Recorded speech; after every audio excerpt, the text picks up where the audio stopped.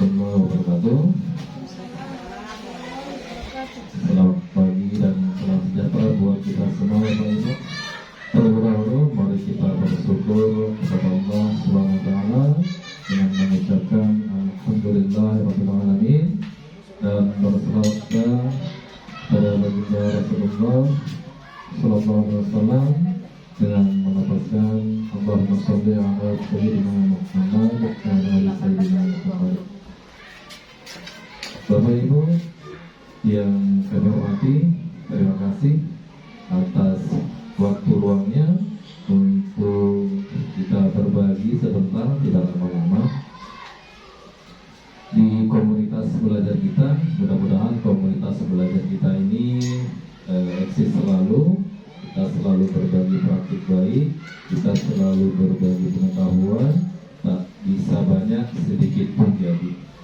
Yang penting kita sama-sama berusaha untuk selalu selalu update lah, kira-kira seperti itu.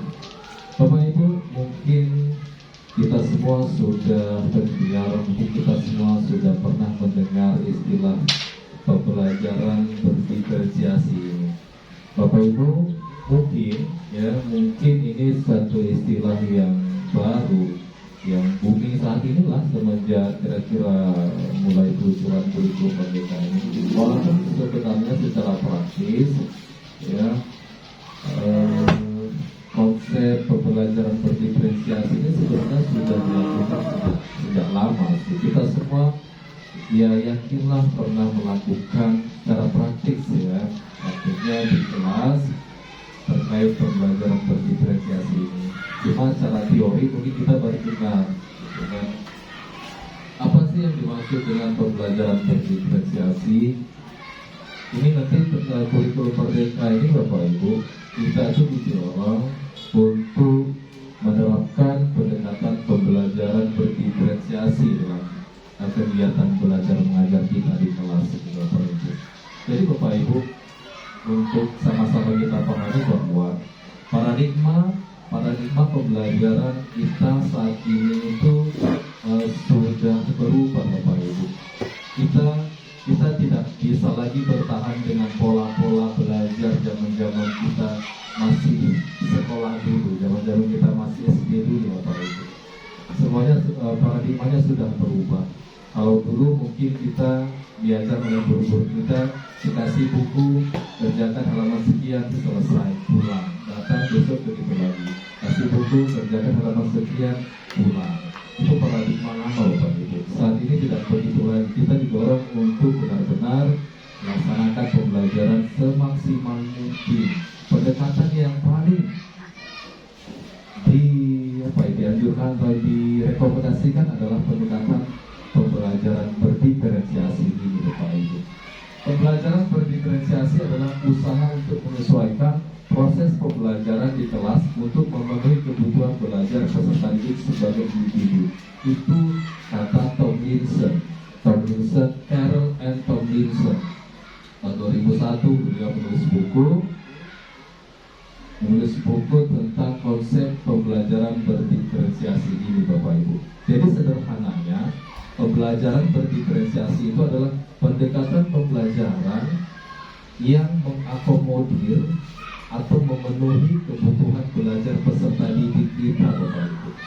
Jadi kita tidak dibenarkan lagi melihat kalau ada 20 siswa saya, maka saya berpikir ini kompetensinya sama semua. Nggak bisa lagi seperti itu. Kita harus memetakan kemampuan mereka. Oh, anaknya ini begini kemampuannya, anak ini begini kemampuannya. Jadi kita ketika melaksanakan pembelajaran itu harus memenuhi kebutuhan belajar mereka Bapak Ibu. Kemudian pembelajaran berdiferensiasi adalah serangkaian keputusan masuk akal atau common sense yang dibuat oleh guru yang berorientasi kepada kebutuhan murid. Keputusan-keputusannya ini langsung saja. Ya, Bapak Ibu, Carol and Tomlinson tadi yang menulis buku terkait pembelajaran berdiferensiasi itu membagi kebutuhan belajar siswa kita itu ke dalam 3 kelompok besar Bapak Ibu. Yang pertama kebutuhannya kesiapan belajarnya seperti apa, kemudian minatnya seperti apa, kemudian profil belajarnya seperti apa. Jadi ada 3 kelompok. Makanya secara umum nanti di kelas itu kita biasanya memetakan, ya, membagi kelompok siswa itu menjadi 3. Oh, ini kita kumpulkan anaknya yang kesiapan belajar yang sama, ini yang minatnya ini kita kumpulkan, ini profil gaya belajarnya seperti ini kita kumpulin dari satu kelompok. Baik Bapak Ibu, kesiapan belajar itu apa sih? Tujuan melakukan identifikasi atau pemetaan kebutuhan belajar murid berdasarkan tingkat kesiapan belajar. Jadi untuk memodifikasi tingkat kesulitan pada bahan pembelajaran sehingga dipastikan murid terpenuhi kebutuhan belajarnya. Kita sederhanakan Bapak Ibu, kebutuhan belajar yang pertama tadi tentang kesiapan belajar. Jadi konsepnya begini, ketika kita ingin mengajarkan perkalian lah ke anak didik kita, perkalian matematika, maka umpamanya 10 anak kita ini, kita harus tahu si Budi anak yang pertama itu kesiapannya untuk menerima pelajaran itu seperti apa gitu. Anak yang si B kesiapannya menerima pelajaran untuk menerima pelajaran baru terkait perkaliannya seperti apa, siap nggak dia gitu. Jadi nggak bisa kita langsung ini 10 anak-anak ini kita perkalian, nggak bisa seperti itu, nggak dibenarkan lagi. Kita harus mengidentifikasi terlebih dahulu kesiapan belajar murid-murid kita ini. Ada murid di antara 10 ini diadakan perkalian untuk menjumlahkan 1 tambah 3 aja dia belum mampu gitu. Maka tidak adil kalau kita kasih langsung perkalian. Ada murid kita yang memang sudah memahami konsep perkalian, ada yang belum memahami betul, ada sama sekali tidak paham, bahkan penjumlahan juga belum bisa. Itu harus kita bisa akomodir, itu harus bisa kita penuhi kebutuhannya Bapak Ibu. Itu terkait kesiapan belajarnya. Kemudian terkait minat ini penting juga Bapak Ibu. Kita lihat, kita tahu kalau ada anak yang gak minat dalam matematika, dia akan cuek dengan kita. Anak yang gak suka IPA, dia akan cuek dengan kita ketika belajar IPA. Anak yang gak suka dengan pelajaran bahasa Indonesia, dia juga akan cuek. Jadi bagaimana menumbuhkan minat itu kembali kepada kita. Dan kita harus tahu juga, harus kita petakan, oh ini anak ini minatnya ke sini, oh ini anak ini minatnya ke sini. Kenapa? Karena minat ini sangat berpengaruh besar. Dia menjadi motivator.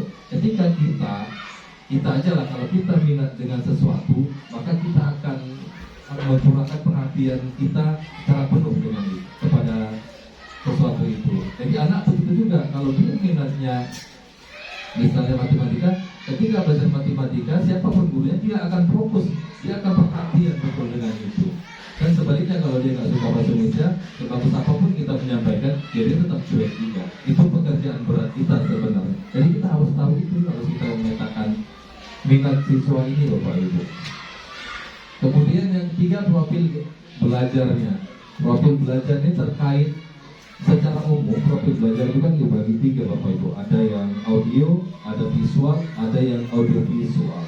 Audio itu kadang-kadang ada anak-anak itu yang lebih mudah dia memahami pelajaran itu dengan cara mendengarkan saja. Nah, cukup dengarkan, oh dan nyampe informasinya dan nyampe. Begitu juga yang visual, dia harus melihat gitu, dia harus memegang, dia harus meraba, dia harus melakukan, kira-kira seperti itu. Baru dia paham dengan pelajaran. Itu visual, melihat. Kemudian ada yang kedua-duanya. Ada yang lebih visual, ada yang kinestetik lagi, ada yang bergerak. Kalau tak bergerak, tak kesana kemari, dia nggak nangkap pelajaran itu. Makanya ada anak-anak kita di kelas lari sana, lari sini, lari sana, lari sini. Itulah yang dituntut kepada kita, bagaimana kita mampu mengelola itu, mengamankan dia itu, supaya profil belajarnya itu, profil kinestetiknya itu, yang pergerakannya itu tetap bisa kita akomodasi, kita akomodir, dan pesan atau informasi yang kita sampaikan juga dapat ditangkapnya gitu Bapak Ibu. Jadi memang ya harus kita pahami lah, kita harus identifikasi setiap anak itu. Oh ini gaya belajarnya seperti ini gaya belajarnya dia harus ini kinestetiknya mesti bergerak. Oh ini audio, dia mendengar tidak paham ini. Bergerak seperti itu. Kemudian preferensi gaya belajar. Bagaimana mengidentifikasi ini cara-caranya Bapak Ibu? Bagaimana mengidentifikasi kebutuhan murid? Dia mengamati perilaku murid yang pertama ya, kita masing-masing. Kemudian mengidentifikasi pengetahuan awal, ya, pengetahuan awalnya. Kemudian mengamati murid ketika sedang menyelesaikan tugas, itu kan bisa kita amati. Bapak Ibu, pekerjaan kita ini sebagai pendidik sebenarnya berat ya Bapak Ibu. Berat sekali sebenarnya kalau saya pikir-pikir, karena kalau dituruti konsepnya, ya kita harus benar-benar paham satu orang anak seperti ini. Kita harus paham sebetulnya, baik kan anak kita 30-28. Kita harus memahaminya gitu.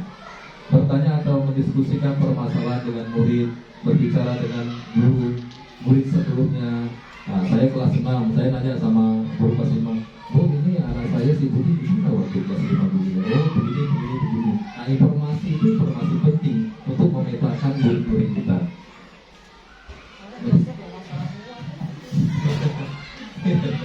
Mendiskusikan kebutuhan murid dengan orang tua, dengan murid kita bisa apa ya, menjalin komunikasi yang baik lah.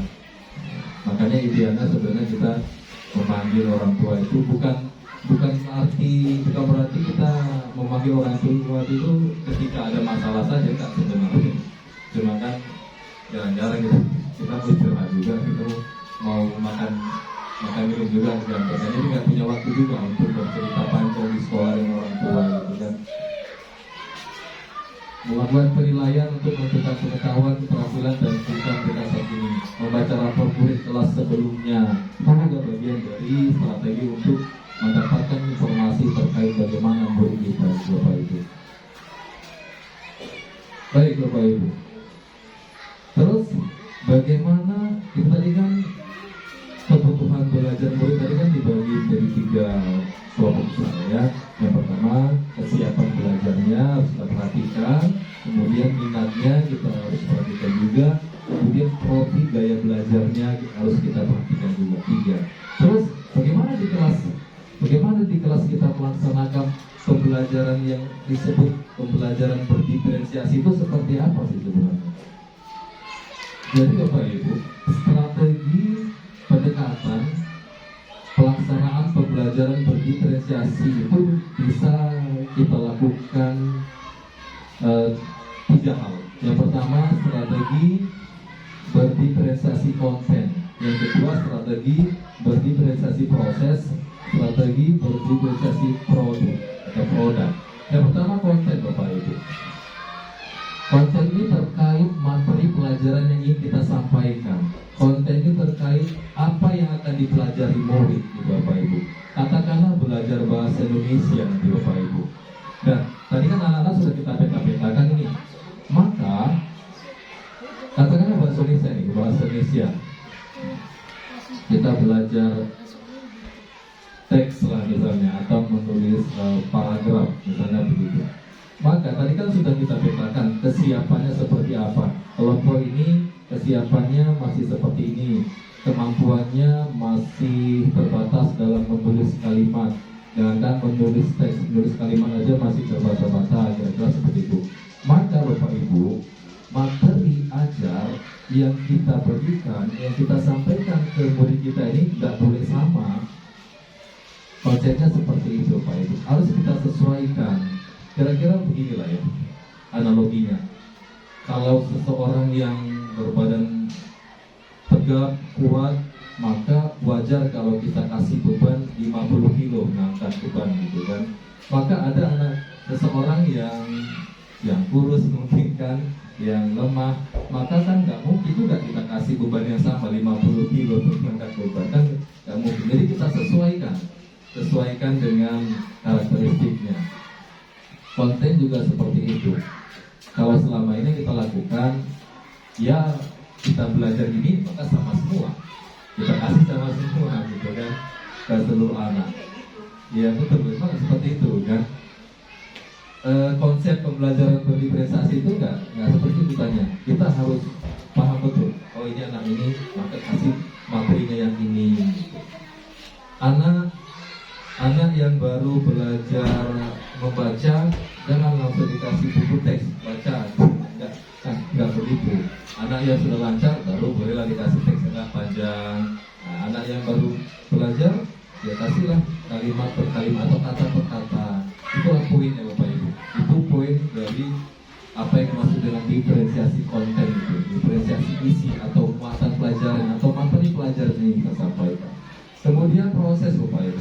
Prosesnya terkait bagaimana murid mempelajarinya. Bapak Ibu, nanti terkait proses ini akan ada prosesnya, dan ini ilustrasinya. Hari ini Ibu Ani akan mengajak siswa membuat esai berbahasa Inggris. Sebelumnya Bu Ani telah melakukan asesmen mengenai tingkat penguasaan bahasa Inggris siswa. Ternyata siswa memiliki kemampuan yang beragam, sehingga Bu Ani membagi siswa menjadi 3 kelompok. Kelompok 1 dibaginya siswa yang belum menguasai grammar dasar dan memiliki vocabulary yang sedikit. Kelompok 2 siswa yang telah menguasai grammar dasar namun vocab masih kurang. Kelompok 3 siswa yang menguasai grammar dasar dan vocab yang memadai. Jadi setelah membagi siswa dalam kelompok, Bu Ani lalu menerapkan strategi diferensiasi kepada masing-masing kelompok. Di sini Bu Ani berperan sebagai fasilitator bagi siswa. Bapak Ibu, ini satu lagi konsep yang perlu kita pahami sebenarnya. Kita itu di depan itu, kita sebagai guru itu harus merubah mindset kita, bahwasanya kita itu bukan yang paling pintar di depan kelas itu Bapak Ibu. Kita tidak lagi seperti guru-guru kita terdahulu, bahwa guru di depan itu adalah satu-satunya sumber belajar. Kalau dulu mungkin ya, guru kita di depan itu dialah yang maha tahu gitu. Dialah segalanya yang tahu, maka kita suruh ngapal-ngapal gitu kan. Kalau sekarang Bapak Ibu, kita hanya kita dituntut berperan sebagai fasilitator saja. Kita hanya memfasilitasi saja. Kalau menjembatani, kalau persoalan pengetahuan, mereka tanya Mbak Google, semuanya tahu Bapak Ibu. Semua ada di situ, tinggal ngomong aja gitu. Jadi kita nggak apa lagi ya, kita hanya memfasilitasi, fasilitator saja kita Bapak Ibu. Nah, kelompok 1 punya anak-anak mana? Kelompok 1 dikasih Bu Ani membuat learning center di mana siswa dalam kelompok ini mendapat bimbingan khusus dari Bu Ani atau enrichment mengenai grammar dasar sebelum mereka menulis esai. Di sini Bu Ani sedang mendiskusi proses. Sederhananya begini Bapak Ibu. Saya paling mudah ngambil contoh belajar matematika. Ini kelompok yang pertama tadi, kita anggap kelompoknya yang belum paham betul lah perkalian tadi, penjumlahan aja masih sulit. Maka kita idealnya lebih dominan membimbingnya mereka ini gitu. Kelompok 2 sudah memahami konsep perkalian. Kelompok 3 sudah mahir betul dengan perkalian, sudah bisa melakukan operasi hitung perkalian. Maka kita idealnya lebih banyak menemani anak-anak yang di kelompok 1 tadi, karena mereka yang lebih banyak harus kita bimbing ya, kita ajari. Jadi kan berbeda, itu nggak sama gitu kan. Nah, itu contoh sederhana implementasi dari diferensiasi proses tadi Bapak Ibu. Makanya di awal tadi saya katakan sebenarnya praktiknya sudah kita lakukan. Contoh. Misalnya saya ngajar matematika, di operasi misalnya pecahan kan. Nanti ada, walaupun nggak kita kelompok kan, ada yang bertanya anaknya, Pak ini gimana Pak? Pasti saya datang dan ngajar dia secara individu. Ini begini. Yang saya lakukan itu sebenarnya sudah diferensiasi proses Bapak Ibu. Itu diferensiasi proses itu seperti itu sederhananya. Kemudian diferensiasi produk atau hasil. Diferensiasi hasil itu begini Bapak Ibu sederhananya. Ketika kita ingin memberikan tugas kepada siswa, maka mereka merdeka untuk mengekspresikan, untuk menyajikan tugasnya sesuai dengan keinginan dia. Sederhananya, katakanlah saya memberi tugas, nak, coba besok buat satu teks tentang liburan, misalnya gitu, tentang liburan, atau tentang buatlah tulisan atau karangan narasi misalnya. Maka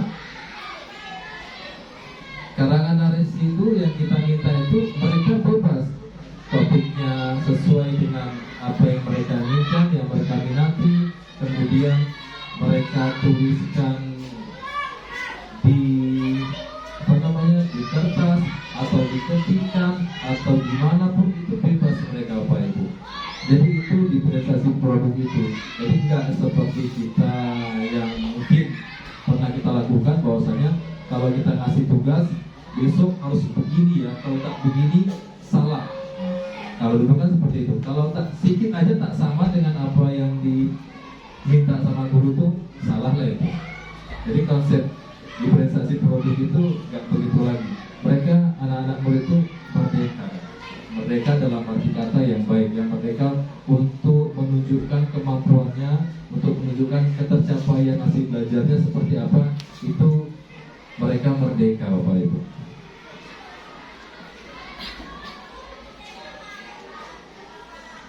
Lalu bagaimana cara mendiferensiasi produk? Untuk diferensiasi produk ini bahasa Inggris tadi, atau output pembelajaran, Bu Ani menyesuaikan dengan level kemampuan dan minat siswa. Siswa boleh menulis esainya dengan tema yang mereka sukai. Temanya biarkan mereka memilih, dan kita lagi harus tema ini ya, temanya harus ini ya, nah, itu lagi. Kemudian asal telah sesuai dengan kriteria penilaian yang telah mereka sepakati sebelum tugas dikerjakan. Bapak Ibu, itu konsep sederhana singkatnya terkait pembelajaran berdiferensiasi itu. Jadi kita simpulkan bahwa pembelajaran berdiferensiasi itu adalah satu pendekatan pembelajaran yang mengakomodir kebutuhan murid-murid kita Bapak Ibu. Bagaimana kita mampu mengajarkan mereka itu sesuai dengan kesiapan belajarnya, sesuai dengan minatnya, dan sesuai dengan profil gaya belajarnya Bapak Ibu. Bapak Ibu mungkin sudah terbayang ya, kalau begitu kelas pasti ribut. Iya, kelas itu pasti ribut Bapak Ibu. Jadi sebenarnya pembelajaran yang baik itu kelas itu ribut. Cuma emang kadang-kadang kalau tahu ribut kita agak pusing juga. apalagi yang ini tadi, yang profil gaya belajar kinestetik tadi bergerak, itu nggak ada diamnya itu. Anak saya ada tuh, pasti bergerak kemana-mana.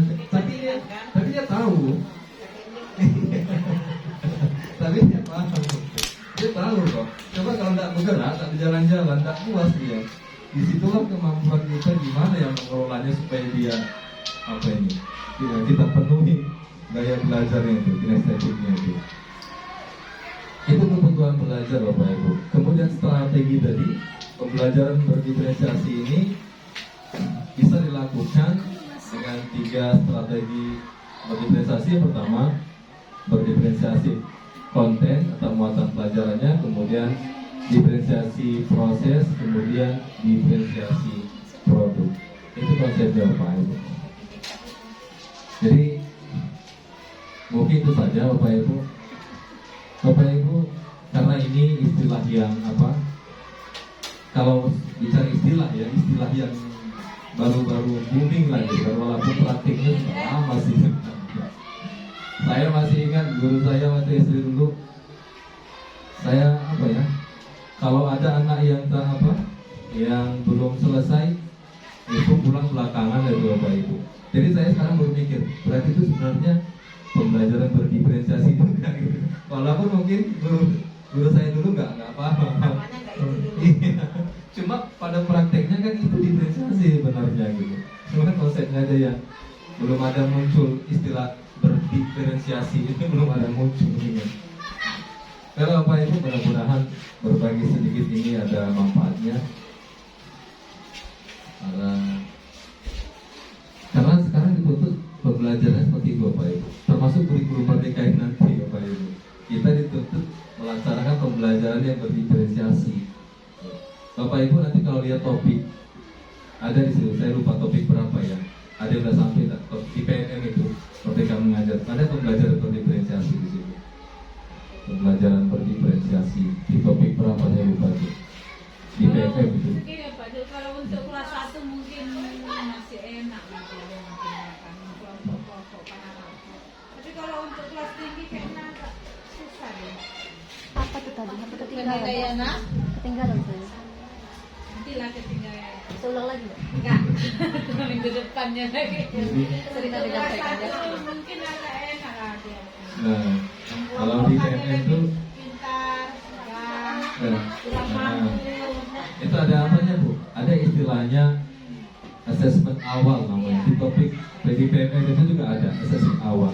Makanya sebenarnya kita sebelum ajaran baru itu di hari-hari pertama masuk sekolah itu, pelajaran baru, misalnya saya disuruh nih pelajaran baru kelas 6, saya harus melakukan asesmen awal. Saya harus tahu kemampuan anak ini seperti ini, kemampuannya seperti ini, kemampuan seperti ini. Itu harus kita pahami sebenarnya gitu kan. Nanti baru kita kelompokkan, ini karakternya seperti ini gaya belajar seperti ini.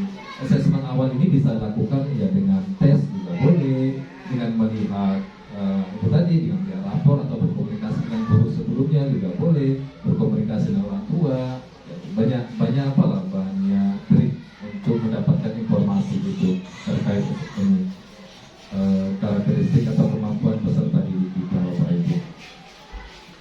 Baik Bapak Ibu, itu saja mungkin yang bisa saya sampaikan. Terima kasih atas waktu luangnya. Mohon maaf atas segala kekurangan. Saya akhiri bila itu. Assalamualaikum warahmatullahi wabarakatuh.